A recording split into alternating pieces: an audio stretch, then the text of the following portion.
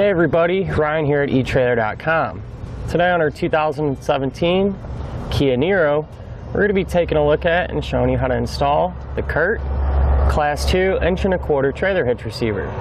This hitch is not only going to allow us to use hitch-mounted accessories like bike racks, cargo carriers, or even some really light-duty towing, but it's also going to look good because it's mostly hidden. All you're going to see is the receiver tube opening. The rest of the hitch is actually hidden up underneath the car. It's going to make you happy that now you can carry some extra cargo and not clutter up the inside of your car, all while being able to utilize your fuel-efficient vehicle. Which is nice, that way you can carry your own bikes to the trails and not have to hitch a ride with a friend anymore. Now once you get your hands on this hitch, you can feel that it's really sturdy and built to last. Now in my opinion, this is going to work best for bike racks. But if you plan on doing any light duty towing, I would recommend some trailer wiring, that way you can illuminate your trailer's lights. Now what separates this hitch from some of the others is its nice reinforced collar. In my opinion, it just gives it an overall more finished look. And if you want to take it a step further to enhance your appearance, you can pick up an etrailer.com hitch cover. That's a little rubber plug that'll fit inside and not only help keep the inside of your receiver tube clean, but it also give it a more finished look. Now many of our customers use this hitch to carry bikes, and many of them wonder how many they can actually carry. Well, I'll give you a few weight capacities now that'll help you figure that out. As far as the maximum tongue weight rating goes, that's 350 pounds. That's the amount of weight pushing down on our hitch. So that should be more than enough weight capacity to handle 2 or 3 bikes. And everyone's going to be a little bit different depending on how heavy your bikes and bike rack weigh. Now for the maximum gross trailer weight rating, that's going to be 3,500 pounds for the amount of weight pulling on our hitch. So the weight of your trailer plus anything you might have on it. Now it is always a good idea to check with your Kia's owner's manual to make sure your vehicle can pull that much weight.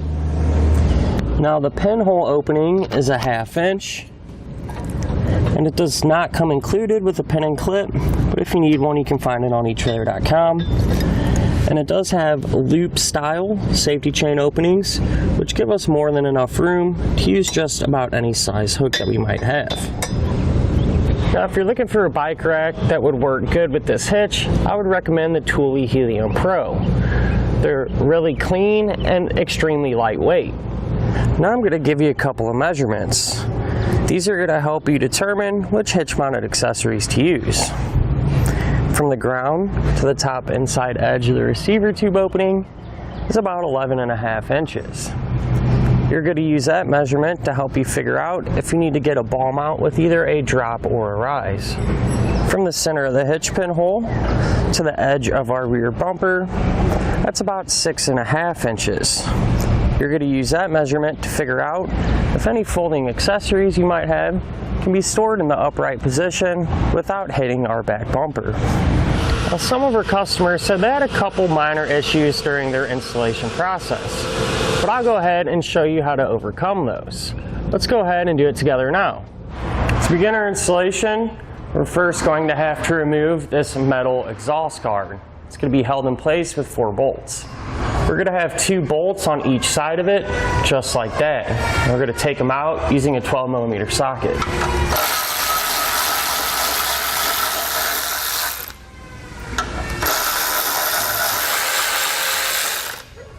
Now we're going to have to lower our exhaust, but before we do that, what I did was I took a strap and ran it from one side to the other.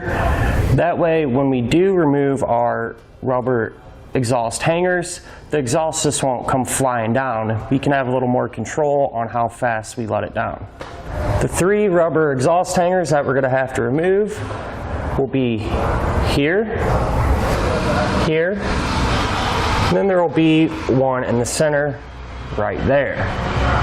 To remove them, what I do is spray them down with some lubricant just to make it a little easier.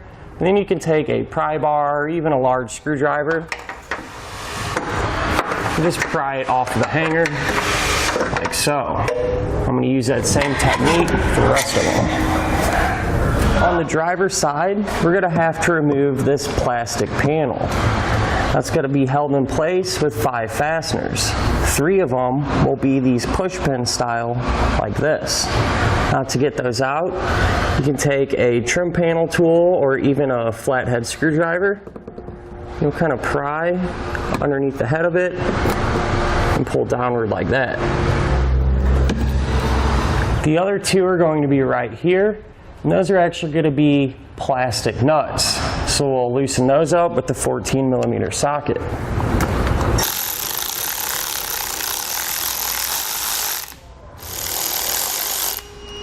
Once you have those out of the way, work it out. Now on the frame rail, not too far from our back bumper, there's going to be a rubber plug that we're going to have to remove to expose the hole it's covering. So what I'm going to do is just take a flathead screwdriver, just kind of pry underneath it and pull down. Now it's going to be the exact same setup on the other side, so we'll remove that one too. Now, I'd just like to point out our attachment points. We're going to have 3 on each side. One of them, we will fish wire some hardware into this hole, and then there's going to be 2 well nuts on the outside of our frame rail. One there and one there. Now it's a good idea to use a little lubricant to clean out those well nuts, just to loosen up any debris that may be inside. And I'll use a tube brush. Just kind of work it in and out. If you need a tube brush, you can pick one up on etrailer.com. So now we can use a reverse fish wire technique to put our hardware into these large holes in the bottom of our frame rail. Now to do that, you're going to take the coiled end of the fish wire, put one of your spacer blocks over it. Then we're going to take our carriage bolt and screw that into the threads. Then you're going to feed the bolt into the hole, kind of push it back a little bit, as well as the spacer block. And once it's up there, you can kind of jiggle it around and get that carriage bolt to drop out of the hole. I'm going to use the same technique for the hole on the other side. I just want to point out the hardware that we're going to use for the well nuts on the side of our frame rail. We're going to have a bolt just like this and a conical tooth washer.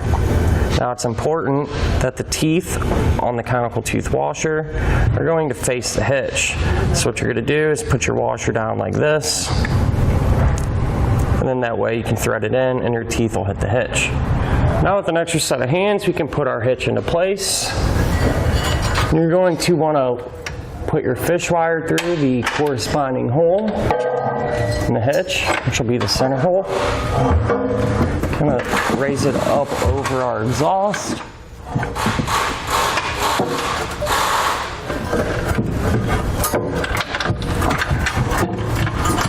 We'll take one of our bolts and get it hand tight on each side. That way the hitch will support itself while we work on finishing the rest of the hardware. Now we can take our fish wire off and put on our nut. Now you want to be careful not to push up too hard and push our bolt back into the frame rail. So what I like to do is just take a flathead and I just put a little bit of pressure against that bolt. I'll kind of hold it in place so we can get our nut started. Now with all of our hardware in place, we can snug it all down.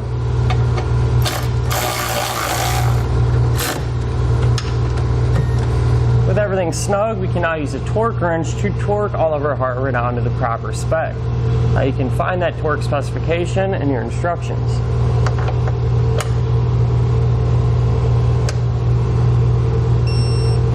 Now we can trim our underbody panel that we removed earlier. Now I marked everything out according to the diagram in our instructions. Now I'm going to use a Dremel tool to cut that area out. However, this is pretty thin plastic, so a pair of snips or even a sharp knife would probably do the trick too.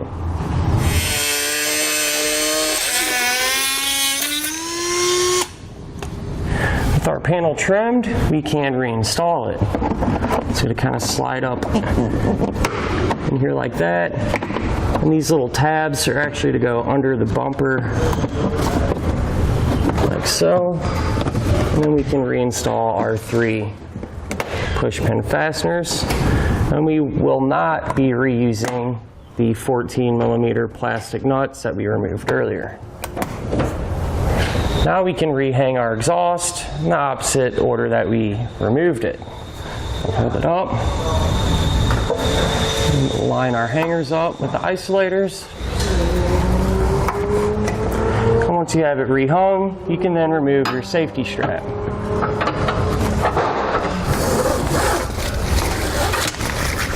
And that'll do it for our look at and an installation of the Curt Class 2 1.25" trailer hitch receiver on our 2017 Kia Niro.